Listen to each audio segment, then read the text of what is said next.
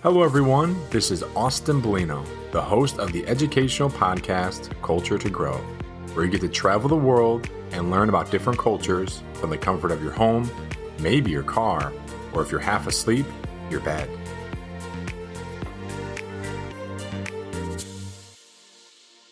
Namaste. For those of you that don't know, that means hello in Nepali. Now, for those of you that are still trying to figure out what today's topic is, we will be traveling to Nepal. And I have an amazing guest who's going to share information about the culture, language, and share some interesting facts with all of us. Now, for those of you that don't know, this educational podcast, Culture to Grow, is designed to provide you with information from all around the world in hopes that if you ever interact with someone from these countries, you have information beyond just a simple fact like the flag colors or the population size. I want to create a conversation starter point so that you can ask these people and really show your knowledge and your curiosity of their culture in hopes to just break through that awkward barrier. There's been so many times where I've been interacting with people that do not use English as their native language, and it's always a common problem. But after we find a common interest, the conversation flows, and I feel like I've known this person my whole life. So I want to make sure that you are equipped with the skills to do that as well. So here I would like to introduce our amazing guest. Let's get started.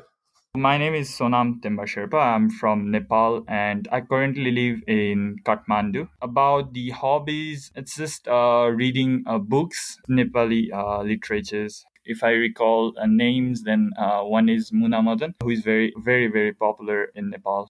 The main language here we speak in is Nepalese, and we also, like most of the Nepalese, also know Hindi, which is the Indians language. And it's probably because of all the medias we consume here. Most of the medias are from Indian series and Indian films that Nepalese so much like. And yeah, I think languages are like very, very main in Nepal.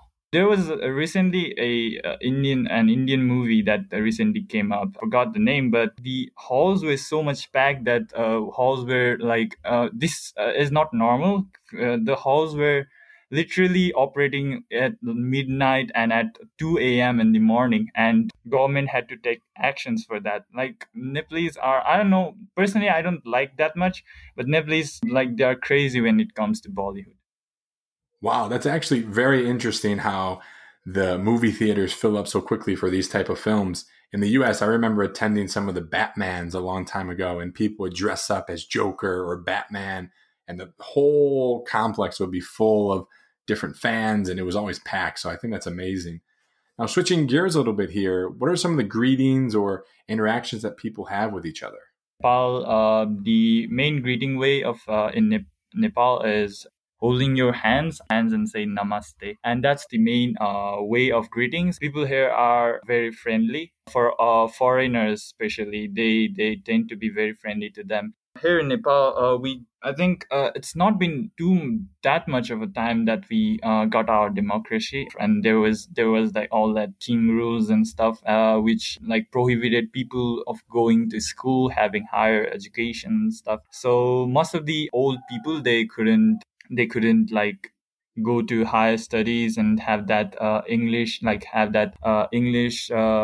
ours. But yeah, if you try to talk to them, they'll make it something and they'll try to help you however they can.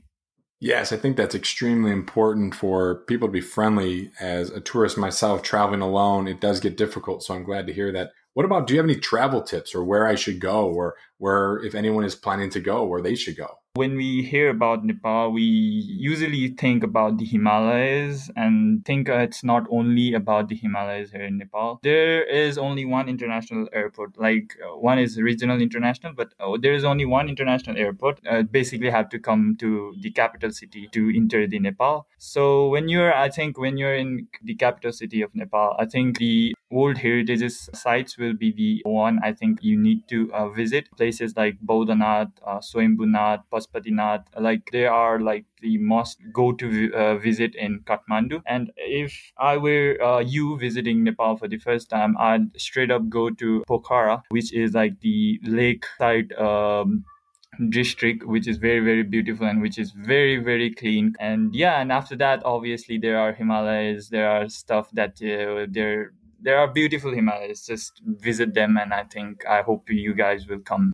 Now, I've also heard something about Sherpas. Can you explain to the audience what that exactly is? And any information would be amazing. So at the beginning, Sherpa is a ethnic group to the Himalayas. They're the Sino-Tibetan groups. They migrated. I think they migrated from Tibet very very early to Nepal, to the Himalaya region of Nepal. So Sherpa is basically a caste, a group of people that's very very related with like climbing of mountains and stuff. Sherpa is taken as a like a post when you're climbing mountains. So if you climb mountains here in Nepal, like if you Austin, if you come here and you try to like climb Mount Everest, so there are people who are called Sherpas. Even though their caste won't be Sherpas, they will be called Sherpas because it's like a post now. So there are people called Sherpas. They're the ones that will help you if you're stuck midnight at a in the middle of the mountains. They'll try to get at you, and they're the ones that make up the path. So they will be the one first, like going through all the hurdles and all the life threatening paths, and giving you the rope for you to climb up. So that's basically the Sherpas. There are people, there are guides, there are porters that they'll porters are the ones that will carry your stuffs, carry the tent stuff. Well, there you have it. I hope you're able to learn something new regarding Nepal and the people that live there, in hopes that, who knows, maybe tomorrow, maybe in a week or a year, you'll actually interact with someone from Nepal and you'll hopefully remember this information. If you enjoyed this episode, please leave a review and be sure to subscribe. I am back on track and we'll have a new episode every other Monday. Bye-bye.